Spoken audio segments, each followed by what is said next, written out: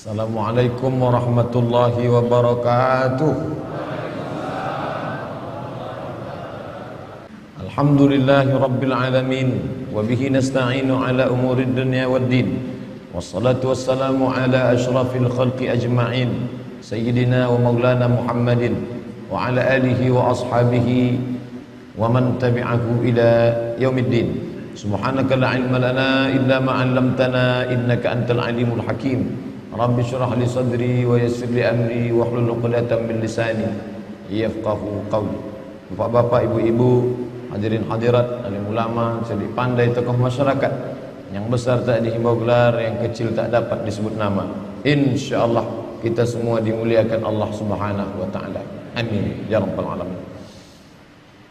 Hadis yang kita kaji subuh ini disebutkan dalam Sahih Al-Bukhari, disebutkan juga dalam Sahih Muslim, maka disebut dengan satu istilah khusus, muttafaqun alaih. Muttafaqun disepakati, alaih atasnya, sepakat Imam Bukhari dan Muslim tentang kesahihan hadis ini. Ada dalam dua kitab. Ada hadis itu sahih tapi hanya di Bukhari saja. Ada hadis itu sahih tapi dalam kitab Muslim saja. Tapi hadis yang kita kaji subuh ini ada dalam kedua kitab. Diriwayatkan satu jalur dari sahabat Nabi bernama Abdullah ibn Umar ibn al-Khattab, yang satu lagi dari Abu Hurairah radhiyallahu anhu. Adapun lafaz yang kita bahas yang diriwayatkan dari Abdullah ibn Umar ibn al-Khattab, tentu Imam Bukhari tidak jumpa dengan Abdullah ibn Umar ibn al-Khattab, karena Imam Bukhari meninggal tahun 256 Hijrah, hampir 2 abad setengah setelah Nabi Muhammad sallallahu alaihi wasallam. Imam Muhammad bin Ismail bin Ibrahim, Muhammad ibnu Ismail ibnu Ibrahim ibnu al-Mughirah ibnu Bardizbah Al-Bukhari meriwayatkan hadis ini dari gurunya bernama Ishaq ibnu Muhammad Al-Farawi. Meriwayatkan hadis ini dari gurunya Malik bin Anas, Imam Maliki, gurunya Imam Syafi'i. Malik bin Anas meriwayatkan hadis ini dari gurunya Nafi' Maula ibn Umar. Nafi' meriwayatkan hadis ini dari gurunya Abdullah ibn Umar ibn al-Khattab radhiyallahu anhuma. Abdullah ibn Umar ibn al-Khattab meriwayatkan langsung dari Nabi Muhammad sallallahu alaihi wasallam. Abdullah ibn Umar dekat dengan Nabi yang pertama karena Nabi itu kawan sahabat baik ayahnya Umar bin Khattab. Yang kedua karena kakaknya kandung Hafsah binti Umar bin Khattab adalah istri Nabi sallallahu alaihi wasallam. Jangan heran kalau Abdullah bin Umar bebas di rumah Nabi karena mahram, karena hubungan kedekatan, hubungan persahabatan bersama Rasulullah, dan dia termasuk bagian dari keluarga Rasulullah sallallahu alaihi wasallam. Maka Abdullah bin Umar bin Khattab mendengar Nabi bersabda, qala Rasulullah sallallahu alaihi wasallam, Rasulullah bersabda, tuqatiluna al-yahuda, kalian akan berperang dengan orang Yahudi. Seandainya Yahudi itu sekarang tidak ada lagi, maka orang akan berkata, mana ucapan Nabi Muhammad sallallahu alaihi wasallam? Berarti tak betul Nabi itu. Kata dia kalian akan berperang dengan Yahudi. Buktinya Yahudi tak ada lagi. 1438 tahun setelah ucapan ini, Yahudi tetap ada, tetap eksis, tetap tegak berdiri di atas muka bumi. Orang mengatakan mereka akan punah, musnah seperti yang terjadi pada kaum-kaum yang lain. Wa ila samud akhahum salihah, kaum Samud. Wa ila adin akhahum huda, kaum Ad. Wa ila madyan akhahum syuaiba, kaum Madyan. Irama dzatil imad, kaum Iram. Banyak kaum-kaum tapi musnah sekarang. Mana kaum Iram, mana kaum Thamud, mana kaum Madyan, mana kaum Fir'aun, musnah. Tapi Israel tetap masih bertahan sampai hari ini. Nabi berkata, qatilunal yahuda, kamu akan berperang dengan Yahudi, hatta yakhtabiya ahadukum, sampai mereka salah satu dari pasukannya itu bersembunyi wara al-hajar, di belakang batu. Saking dahsyatnya peperangan itu nanti, sampai-sampai ada pasukan Yahudi itu yang bersembunyi di belakang batu. Lalu kemudian yaqulul hajar, batu itu pun akan berkata, apa kata batu itu berkata kepada orang Islam? Ya Abdallah, wahai hamba Allah, hadza yahudiyun warai, ini ada orang Yahudi bersembunyi di belakang aku, faqtulhu, bunuhlah dia. Mana mungkin batu berbicara? Oleh sebab itu, kalau tidak bisa memahami kitab Sahih Al-Bukhari, jangan dibaca sendiri, dilihat terjemahnya, lalu karena tidak masuk akal ditolak. Ini tidak betul ini. Masa batu berbicara, pokok kayu berbicara, seperti film karton saja. Ini tidak betul. Maka baca syarahnya. Ulama banyak mensyarah. Kalau ayat tidak paham, baca tafsir. Tafsir Tabari, Abu Ja'far ibn Jarir At-Tabari. Tafsir Al-Quranil Azim, Abul Fida Ismail ibn Kathir. Tafsir Al-Kabir, Mafatihul Ghaib, Fakhruddin Ar-Razi. Tapi kalau tidak paham hadis, hadis itu ada dalam Sahih Al-Bukhari, baca kitab syarah yang sudah dijelaskan oleh para ulama. Yang paling masyhur populer Fathul Bari, ditulis oleh Imam Al-Hafiz Ibn Hajar Al-Asqalani Asy-Syafi'i. Tapi Fathul Bari ada dua, satu Fathul Bari Syafi'i, satu lagi Fathul Bari Hambali yang ditulis oleh Imam Ibnu Rajab Al-Hambali rahimahumullah. Ada satu lagi syarah Sahih Bukhari yang ditulis oleh Imam Al-Qastullani, yaitu Irsyadus Sari. Ada satu lagi ditulis oleh Imam Badruddin Al-Aini. Begitulah keseriusan ulama untuk mensyarah hadis-hadis. Jumlahnya bukan 100, 200, bukan 1000, 2000, 7275 hadis. Belum ada laptop, belum ada internet, belum ada alat tulis canggih seperti sekarang. Mereka menulis dengan peralatan yang sederhana, mengandalkan hafalan, kekuatan, tapi mereka disingkapkan Allah hijab kejahilan karena ketulusan hati dan jauh daripada makan haram dan syubhat. Begitulah para ulama dulu. Bahkan sampai generasi hari ini, orang-orang tetap memperdulikan hadis. Termasuklah kita subuh ini, rasa cinta kita kepada hadis Nabi kita kaji salah satu dari yang ada dalam kitab Sahih Al-Bukhari. Maka kata Imam Al-Hafiz Ibn Hajar Al-Asqalani, makna bahwa batu berbicara, hadza Yahudi khalfi, ini ada orang Yahudi di belakangku. Hai Abdullah, hai orang Islam, ya Abdullah, wahai hamba Allah, hadza Yahudi khalfi, ini ada Yahudi di belakangku, faqtulu, bunuhlah dia. Maka makna ucapan itu artinya tidak ada satupun tempat persembunyian orang Yahudi. Tak ada manfaatnya dia berada di belakang batu, di belakang pokok kayu, karena semuanya akan tersingkap terbuka. Saat itu semuanya akan binasa. Ini hadis salah satu mukjizat Nabi Muhammad sallallahu alaihi wasallam. Bahkan di Al-Azhar, ketika kita masih belajar dulu, ada satu mata kuliah khusus, yaitu Tayyarat Fikriyah. Tayyarat, aliran-aliran, fikriyah, pemikiran. Ada aliran sekuler, ada aliran liberal, ada aliran sosialisme, ada aliran komunis, dan ada satu aliran khusus yang dikaji selama satu semester, yaitu aliran yang disebut dengan Sahyuniyah atau Zionis. Mereka bukan sekedar agama, tapi juga dia adalah politik. Yahudi agama yang unik. Dia agama dan dia juga suku. Nabi Ibrahim punya anak laki-laki bernama Ishak. Nabi Ishak punya anak laki-laki bernama Yaqub. Nabi Yaqub punya anak bernama Yusuf. Yusuf punya saudara kandung bernama Yahuza.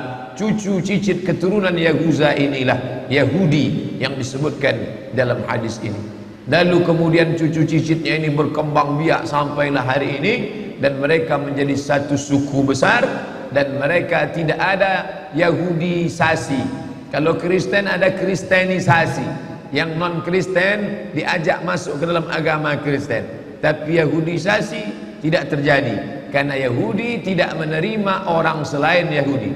Andai bapaknya Yahudi pun akan dilihat maknya Yahudi atau tidak.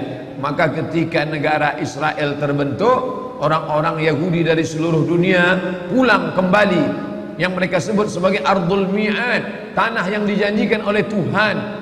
Lalu kemudian mereka periksa satu persatu, berapa banyak Yahudi menikah dengan orang Rusia, berapa banyak Yahudi menikah dengan orang Eropa, maka anaknya tidak diakui karena ibunya bukan Yahudi. Dan ada satu lagi Yahudi di Afrika, ramai-ramai Yahudi Afrika datang, ini pun tidak diakui karena Yahudi putih, tiba-tiba ada Yahudi hitam. Bapak Ibu yang dimuliakan Allah Subhanahu wa taala. Oleh sebab itu mereka agama sekaligus juga suku. Kalau kita, kamu sukunya apa? Sukunya Melayu, agama Islam. Kamu suku apa? Suku Batak, agama Islam. Kamu suku apa? Suku Minangkabau, agama Islam. Mereka tidak. Suku Yahudi, agama Yahudi. Lalu kemudian suku dan agama ini berpikir tentang menciptakan sebuah negara. Itu berasal dari pikiran Theodor Herzl. Theodor Herzl, seorang wartawan Yahudi, berpikir ketika dia melihat ada negara besar, negara itu bernama Serbia, yang pernah membantai umat Islam di Bosnia atas nama Slobodan Milosevic, negara Eropa, negara Rusia yang besar waktu itu bernama Serbia. Maka Theodor Herzl berpikir, kalau Serbia punya negara, mengapa kita orang Yahudi tidak punya negara? Maka dia kumpulkan orang-orang Yahudi dari seluruh dunia, maka mereka pun berkumpul. Inilah cikal bakal Zionis yang ingin mendirikan sebuah negara. Akhirnya tahun 1946 mereka pun berhasil mendapatkan tanah Palestina. Sebelumnya utusan Theodor Herzl datang menghadap Sultan Abdul Hamid di Turki. Sultan Abdul Hamid, ini ada beribu-ribu keping uang emas, terimalah, kami ingin membeli tanah Palestina. Sultan Abdul Hamid menolak emas-emas itu. Dia katakan Palestina direbut dengan tetesan darah para syuhada, mereka mati karena Allah Subhanahu wa taala. Aku tidak akan menjual sejengkal pun tanah Palestina kepada kalian. Sakit hati mereka sampai akhirnya Turki Utsmani ditumbangkan tahun 1924, berakhirlah khilafah Islamiyah. Maka dengan itu muluslah perjalanan Yahudi. 1924 Turki Utsmani tumbang, 1946 umat Islam terpecah-pecah.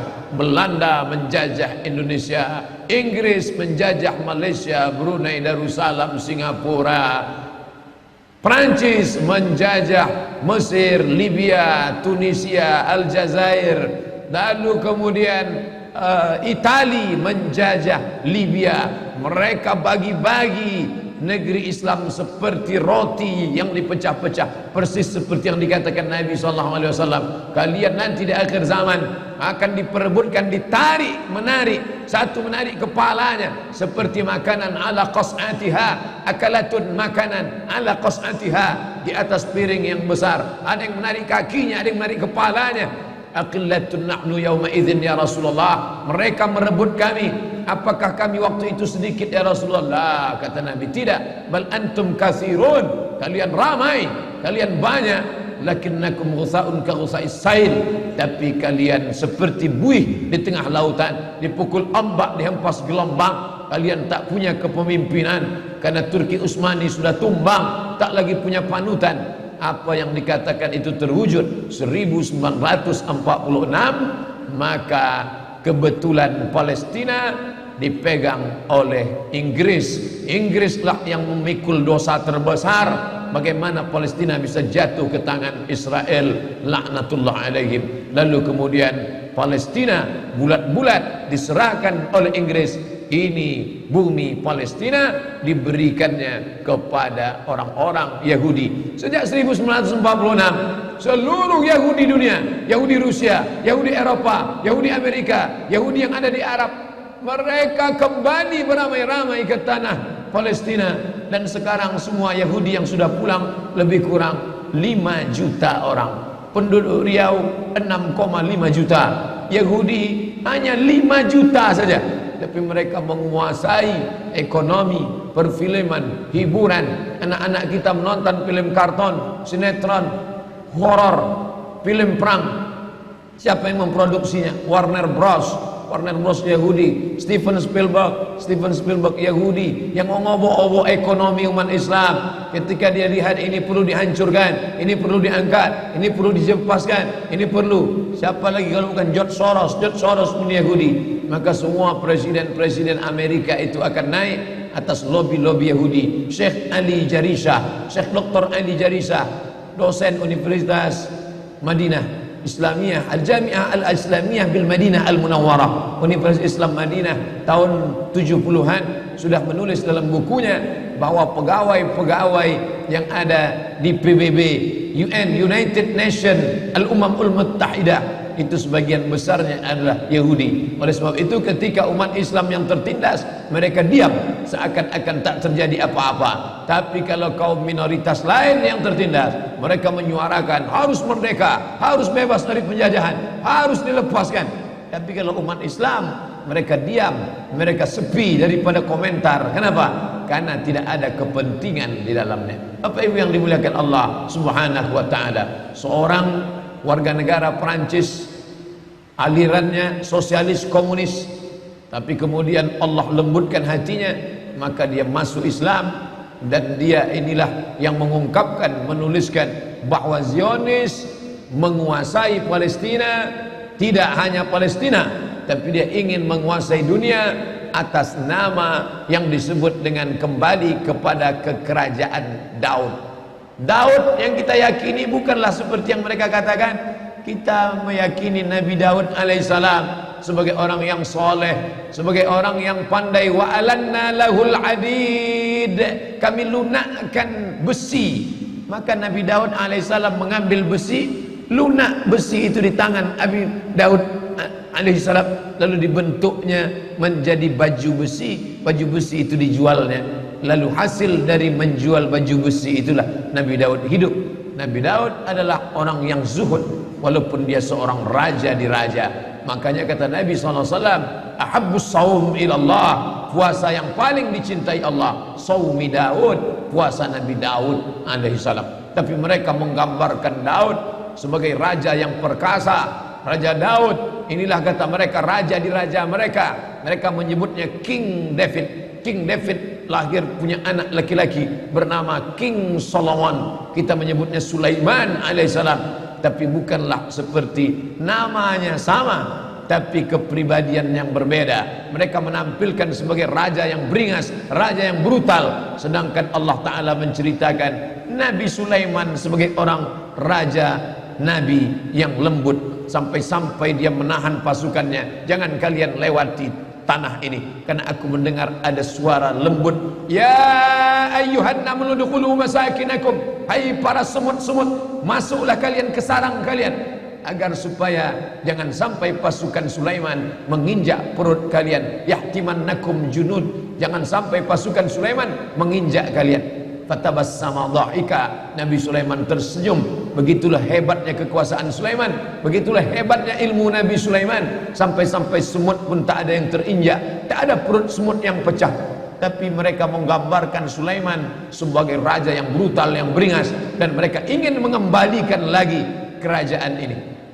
Mereka katakan bahwa ada 5 yang mereka nanti-nantikan, yang harus mereka lakukan, karena akan turun Mesias, sang juru selamat, yang mereka nanti-nantikan sejak zaman nenek moyang mereka dulu. Mereka membangun ini berdasarkan keyakinan yang mendalam, walaupun keyakinan itu diambil dari mitologi, mitos semata. Mitos pun ternyata kalau diyakini seyakin-yakinnya bisa membangkitkan semangat yang luar biasa. Mereka meyakini bahwa mereka adalah manusia-manusia pilihan Tuhan. Mereka menyebut dirinya dalam bahasa Arab Asy-Sya'bul Mukhtar. Sya'bu, bangsa, Mukhtar, pilihan Tuhan. Satu-satunya bangsa pilihan Tuhan hanya kami. Yang lain ini bukan pilihan Tuhan. Kami adalah pilihan Tuhan yang akan menguasai dunia. Selain kami nanti akan menjadi ghaib. Ghaib artinya keledai tunggangan. Hanya sebagai keledai tunggangan saja untuk mencapai tujuan. Mereka bisa berkawan dengan Eropa, mereka bisa berkawan dengan Amerika, mereka bisa berteman dengan Arab, tapi mereka menganggap itu hanya keledai tunggangan yang akan ditunggang mencapai tujuan. Begitu tujuan sampai, mereka akan menyembelih, membunuh, memanah, menembak orang-orang yang dijadikan sebagai keledai tunggangan ini. Lalu kemudian mereka akan menguasai dunia.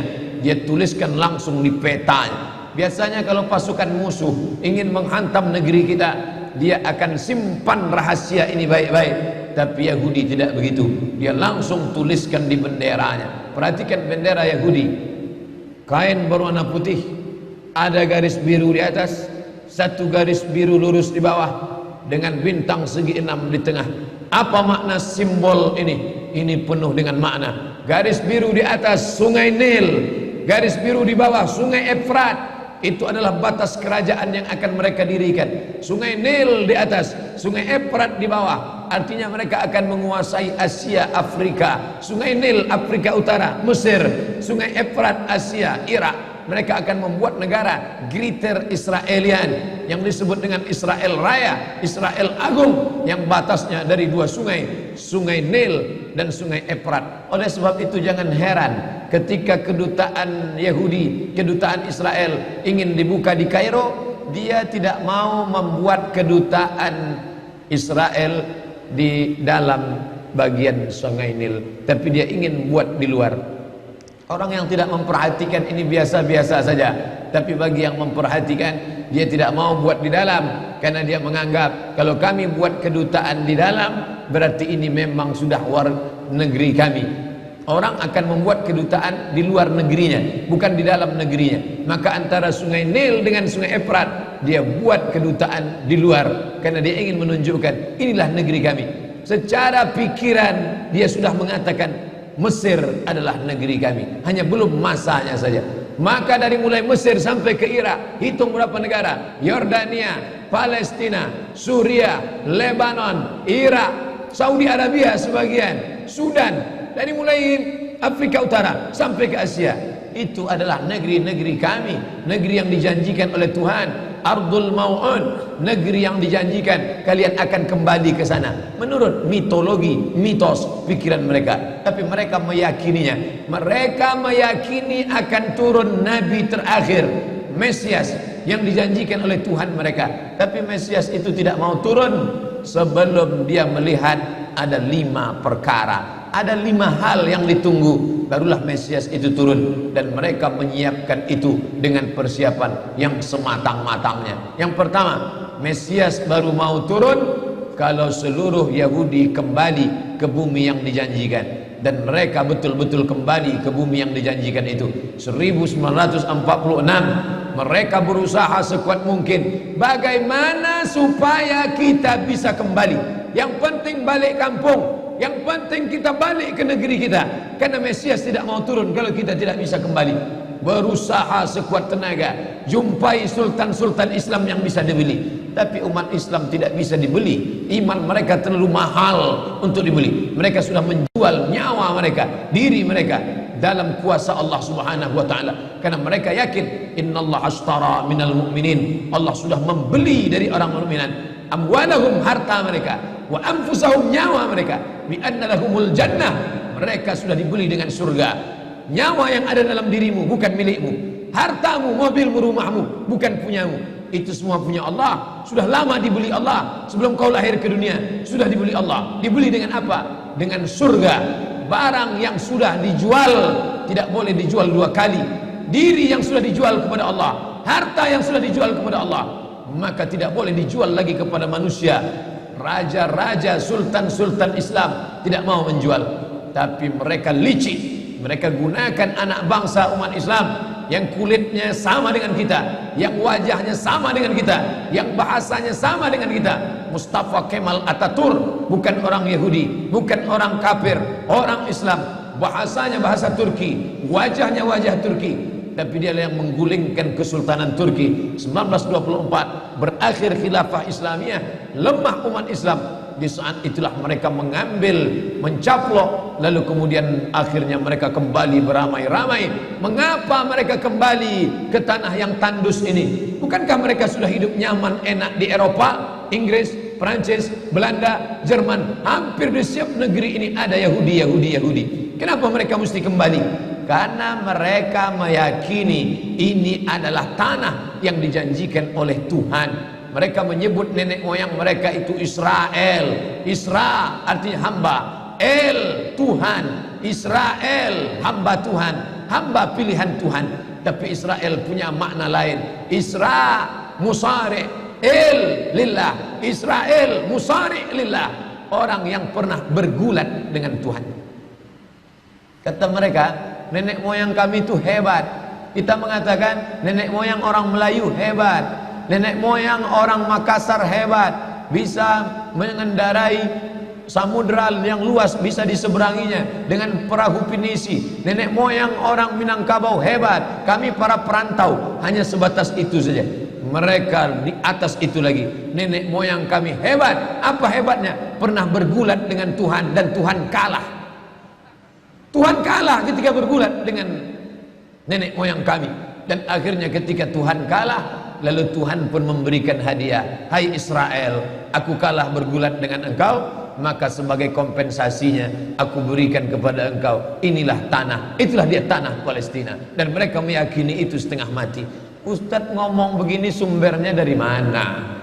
Judul bukunya Ad-Diyanah Al-Yahudiyah, Tarikh Ad-Diyanah Al-Yahudiyah, sejarah agama Yahudi, ditulis oleh seorang penulis ulama besar Mesir, pakar Yahudi, penerjemah Abdul Somad. Kebetulan saya menerjemahnya tahun 2009. Sampulnya warna hitam. Bagi jamaah yang ada di Jakarta, harap segera cari buku ini, yaitu diterbitkan oleh Pustaka Al-Kautsar Jakarta. Artinya mereka dengan keyakinan yang penuh, kami adalah hamba-hamba bangsa-bangsa pilihan Tuhan. Itulah mengapa mereka ramai-ramai.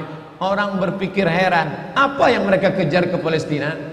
Andai ada orang ingin merebut Irak, masuk akal. Merebut Irak karena banyak sumur-sumur minyak. Andai ada mau ekspansi ke Kuwait, masuk akal, karena sumur minyak di Kuwait banyak. Kenapa kembali ke Palestina? Ada apa? Tanah yang tandus, tanah yang kering kerontang. Mereka ingin membuat sebuah negara dengan keyakinan akan turun Mesias, sang juru selamat yang dijanjikan oleh Tuhan, dengan syarat orang-orang Yahudi mesti kembali ke negeri yang dijanjikan Tuhan. Yang kedua, Mesias sedang menunggu.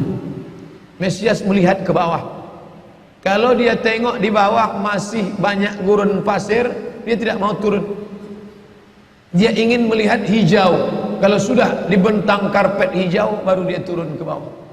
Maka yang dimaksud dengan hijau itu adalah ditanami tanaman-tanaman hijau, penghijauan yang luar biasa. Dan ketika Israel masuk ke Palestina, mereka ambil tanah itu, mereka hancurkan rumah orang Islam, mereka buat tembok panjang. Penjara terbesar dan terpanjang di dunia adalah Palestina. Mereka kurung orang Palestina. Mereka buat tembok beton yang tinggi, panjangnya 700 km lebih. Dari Pekanbaru kita lihat, Anda menuju Medan Sumatera Utara 600 km. Mereka membuat tembok tinggi 700 km. Bayangkan, umat Islam terisolir dan mereka tanami hijau-hijau. Makanya Allah berkuasa. Allah mau tunjukkan kuasa, lalu Allah buat tanaman hijau itu menyala. Dalam pokok yang hijau itu menyala beberapa bulan yang lalu. Heran orang, Allah mau menunjukkan kekuasaannya. Kalian tidak mau tolong Palestina, aku yang akan menolongnya. Tanaman yang hijau yang mereka tanam itu tiba-tiba terbakar. Tidak ada yang bisa mematikannya. Sampai-sampai reporter wartawan Amerika mengatakan, tidak ada yang bisa mematikan kebakaran ini kecuali Tuhan, karena Dia yang membakarnya. Bapak Ibu yang dimuliakan Allah SWT, tanaman apa yang mereka tanam? Persis yang dikatakan Nabi SAW, syajaratul gharqad, pohon gharqad, bentuknya seperti pinus, tinggi, memanjang. Lalu kemudian Bapak Ibu nanti tulis saja, yang ingin tahu bagaimana bentuk pohon gharqad, tulis saja www.google.com. Lalu tulis di sana alif lam ghain ra qaf dal al-gharqad, enter, muncul gambar pohon gharqad. HP saya tak bisa tulis Arab Pak Ustaz, belum masuk Islam. Cara mengislamkannya, Play Store, klik. Setelah buka Play Store, pilih Arabic Keyboard. Setelah keluar Arabic Keyboard, pilih Arabic smart keyboard Arabic. Habis itu setupkan ke HP, 5 menit geser langsung berubah, bisa tulis Arab. Alif lam ghain ra qaf dal, enter, pilih image, muncul gambar pohon warqat. Gimana, sudah nampak? Tak keluar Pak Ustaz. Loh kenapa? Paket tak ada. Sekarang mudah belajar. Dulu kami sekolah ketika mau tahu gimana pohon sidir, kalau mau memandikan jenazah, ambil beberapa helai daun sidir, lalu digiling, dimasukkan ke air. Gimana pohon sidir Ustaz? Pohon sidir kata Ustaz. Sekarang mudah saja, tinggal tulis sin dal ra, sidir, enter. Pohon bidara kata kita, enter image, nampak. Oh ini gambarnya. Teknologi canggih memudahkan kita.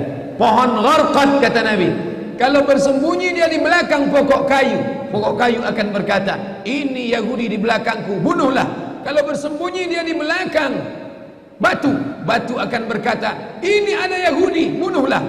Tapi kata Nabi, ada satu pohon yang tidak mau menunjukkan dia. Ini pohon mereka kata Nabi. Apa itu? Syajaratul gharqad, pohon gharqad. Subhanallah, Masya Allah.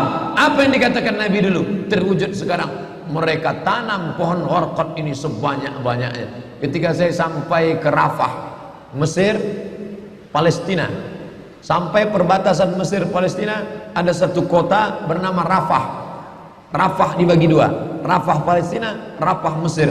Di tengah kota Rafah, di batas perbatasan, kawat duri panjang yang dipasang dengan voltase listrik bertegangan tinggi. Siapa saja yang menyentuhnya akan terbakar mati. Tak ada orang berani mendekat. Tapi kawat-kawat duri itu kita bisa melihat rumah-rumah saudara kita di Palestina dan nampak hijau. Lalu gaib penunjuk bertanya ke kami, coba tengok pohon yang hijau itu. Pohon apa itu? Pohon apa ya? Itulah pohon gharqad yang dikatakan Nabi SAW. Mereka tanam sebanyak-banyaknya karena mereka meyakini bahwa Mesias akan mau turun kalau sudah dia tengok hijau. Seperti kita kalau pesawat mau mendarat di airport Sultan Syarif Qasim II airport, Anda akan, ladies and gentlemen, all our passenger, para penumpang pesawat airlines, kita akan mendarat. Begitu kita melihat riau hijau, tapi hijaunya bukan pohon warqad, pohon gotah sama pohon sawit. Begitu juga kalau kita mau mendarat di Batam, kita lihat hijau ke bawah. Begitu jugalah Mesias akan turun ke bawah kalau dia melihat sudah hijau semua, karena mereka meyakini, amat sangat meyakini itu. Mereka menanam pohon warqad itu. 3. Kapan Mesias akan turun? Mesias akan turun kalau Babilonia dibantai terus. Makanya mereka punya program bantai Babilonia, hancurkan Babilonia. Kenapa mereka marah dengan Babilonia? Karena Raja Babilonia pernah menghancurkan kekuasaan mereka. Raja Babilonia yang mereka maksud adalah Nebukadnezar. Nebukadnezar Raja Babilonia menghancurkan kerajaan nenek moyang mereka. Mereka punya dendam kesumat yang luar biasa. Salah satu sifat Yahudi, dendam kesumat yang tak pernah mati. Walaupun sudah terjadi ratusan tahun, ribuan tahun lalu, tetap anak cucunya sekarang dendam. Hantam Babilonia, hantam Babilonia. Karena Babilonia negerinya Nebukadnezar, anak cucunya mesti dihancurkan. Mana Babilonia itu? Babilonia adalah Irak. Makanya setiap naik presiden Amerika yang didukung oleh Yahudi, mereka akan membantai Babilonia, Irak. George Bush naik, apa yang dilakukan George Bush? Membantai Irak. George Bush Junior, anak George Bush naik, apa yang dilakukan George Bush Junior? Membantai Irak. Naik Obama, apa yang dilakukan Obama? Membantai Irak. Kenapa yang sekarang ini, siapa namanya? Donald Trump. Payah ingat nama orang kafir. Kenapa Donald Trump tak membantai Irak? Karena Irak sudah hancur babak belur, tak perlu lagi dibantai. Sumur-sumur minyaknya sudah punya kita. Negeri itu sudah menjadi negeri boneka, hancur lebur. Saddam Hussein, barulah orang paham. Dulu kita terikut-ikut dengan kata-kata mereka di Reuter. Saddam Hussein raja yang zalim, Saddam Hussein orang yang jahat, Saddam Hussein. Tapi begitu Saddam Hussein digantung, apa kata dia di tiang gantungan? Allahu Akbar, patah lehernya, mati Saddam Hussein, meninggal dunia. Sekarang orang baru sadar, ternyata Saddam Hussein menyelamatkan negeri itu daripada orang-orang yang jahat. Sekarang apa yang terjadi? Saudara kita yang beberapa bulan bersama kita di Masjid Raya Senapelan, kalau Bapak ingat, ayahnya, anaknya, ibunya, adik-adiknya tak sanggup lagi tinggal di Baghdad. Kenapa? Kami dibantai oleh Syiah, kami dibantai oleh Amerika, kami sampai lari mendapatkan suaka politik. Sampai hari ini masih ada sebagiannya tinggal yang Sunni, yang Syiah dengan berbagai macamnya. Apa maknanya? Mereka membantai Babilonia. Lalu orang mengatakan ini kan ekspansi politik, ini kan karena sumur minyak. Ada betulnya, tapi lebih daripada itu adalah mereka memiliki keyakinan yang luar biasa bahwa Mesias akan datang kalau Babilonia dihancurkan. Ustadz baca analisa ini dari mana? Kami belajar buku ini 6 bulan di Al-Azhar, satu mata kuliah, dan saya paling suka mata kuliah ini karena mengaitkan antara ayat Al-Quran dengan hadis Nabi. Kalau kita suka mata kuliah itu, kita ingat isinya, kita ingat orang yang mengajarnya. Saya masuk Al-Azhar 1998, hari ini 2017, 19 tahun yang lalu. Kalau saya pejamkan mata saya, masih ingat saya Syekh Dr. Fargallah yang mengajarkan mata kuliah ini. Dengan semangat dulu dia di lokal mengatakan, anak-anakku sekalian, beginilah mereka akan menguasai umat Islam, negeri Palestina. Semangat Syekh Fargallah. Saya tak tahu apakah dia masih ada atau tidak, tapi pahala akan tetap mengalir baik beliau hidup maupun sudah meninggal dunia. Kenapa? Saya sampaikan kepada Bapak Ibu sampaikan kepada anak menantu, sahabat, kerabat, tetangga, mengerti keadaan kita zaman sekarang. Jangan sampai dikatakan Palestina bukan urusan kita. Ini kan masalah politik. Indonesia ya Indonesia, Palestina ya Palestina. Antum tidak mengerti masalah dunia. Palestina adalah masalah umat Islam. Subhanalladzi asra bi'abdihi, maha suci Allah yang sudah memperjalankan hambanya minal masjidil haram, dari masjidil haram ilal masjidil aqsa, masjidil aqsa, masjidil aqsa Palestina. Kita yang tertulis dalam kitab suci kita bahwa kita punya ikatan emosional, kenapa kita tidak yakin itu? Yahudi ajarannya dibuat-buat, ajarannya mitos, tapi mereka punya keyakinan yang luar biasa. Mereka rebut negeri itu, mereka kuasai, mereka hancurkan negeri musuh. Atas dasar apa? Keyakinan bahwa Mesias akan datang. Yang kelima, apa yang mereka lakukan untuk Palestina?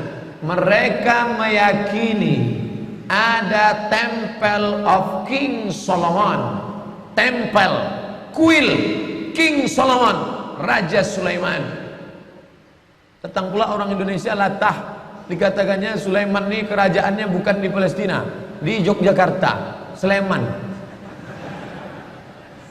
Kata dia, King Solomon itu punya tempel kuil, dan Temple of King Solomon letaknya pas di bawah Al-Masjidil Aqsa. Apa maknanya?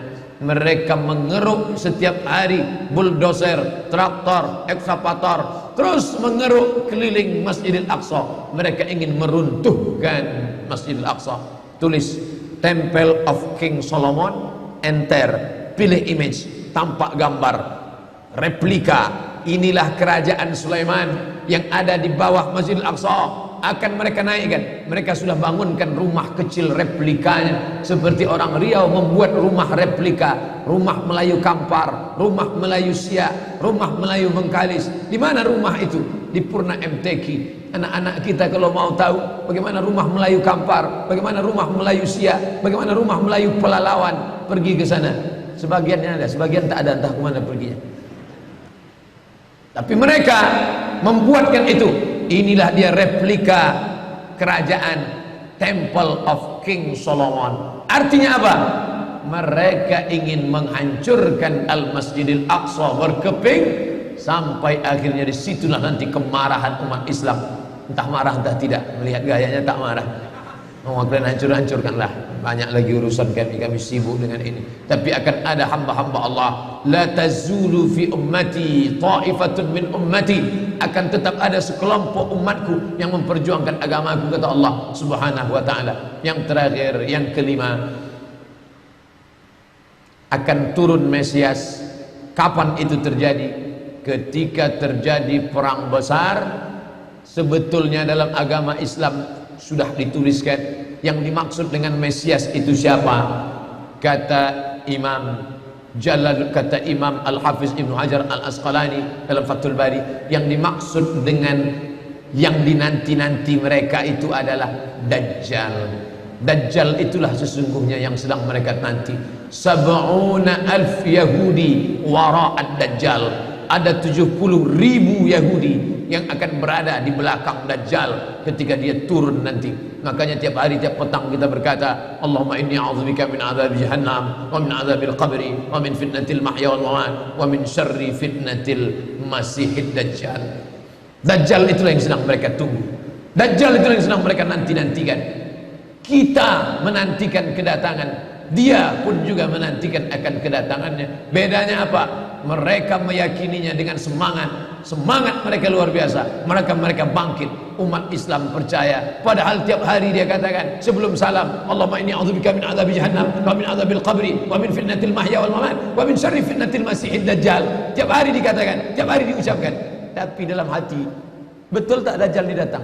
Entah iya entah tidak. Mereka yakin Dajjal akan datang, tapi mereka katakan itulah pemimpin kami, itulah Tuhan kami, itu adalah jelmaan daripada Tuhan kami, itu yang akan menghancurkan dunia, dia akan menjadi panutan kami. Kita berkata itu musuh kami, tapi kita pun ragu entah musuh entah tidak. Oleh sebab itu kita minta ampun kepada Allah atas kurangnya iman kita. Subuh ini kita bangkitkan semangat kita, tapi yang datang kepada, kenapa Allah tidak menolong? Katanya Allah itu maha kuasa. Cukup dia teriakkan saja, malaikatnya satu berteriak, pecah gendang telinga orang Yahudi, mati. Cukup dia tiupkan angin sejuk, terhirup, mati. Kenapa tidak dia matikan saja Yahudi itu? Datang Syekh Muhammad Jibril, Syekh Dr. Muhammad Jibril, Syekh Profesor Dr. Muhammad Jibril, dosen tafsir Al-Azhar. Kami undang, mahasiswa Indonesia mengundang di waktu di Mesir dulu kuliah. Lalu saya tanya, Assalamualaikum Syekh. Ya, kaum Ad binasa, kaum Samud binasa, kaum Midian binasa, kaum Iram binasa, kaum Fir'aun binasa. Kenapa Allah tidak membinasakan Israel ini? Senyum Syekh Muhammad Jibril. Apa kata dia? Ya beni, anakku, seandainya Allah membinasakan Israel ini, lalu apa yang tersisa untukmu? Ditunjuknya saya. Seandainya Allah membinasakan Israel ini, lalu apa yang tersisa untukmu? Terdiam saya. Allah sengaja sisakan ini sebagai medan jihad kita menolong agama Allah Subhanahu wa taala. Masjid An-Nur sudah berperan untuk menolong agama Allah dengan mendatangkan imam-imam dari Palestina. Mereka yang bercerita tentang keadaan ini. Kalau mereka yang bercerita, tentu Bapak Ibu lebih percaya, karena hidung mereka lebih mancung, jambangnya lebih tebal, dan mereka asli orang Palestina. Maka mereka datang. Maka sebelum Ustadz Somad mengakhiri tausiah 15 menit, tolong beri kesempatan. Maka kita ada waktu lebih kurang 20 menit. Syekh Abdurrahman yang di sana Abdurrahman Awaji dari Madinah, yang di sini Abdurrahman Syahin akan menjelaskan tentang Palestina ini. Itu yang dapat saya sampaikan subuh ini. Mudah-mudahan ada manfaatnya.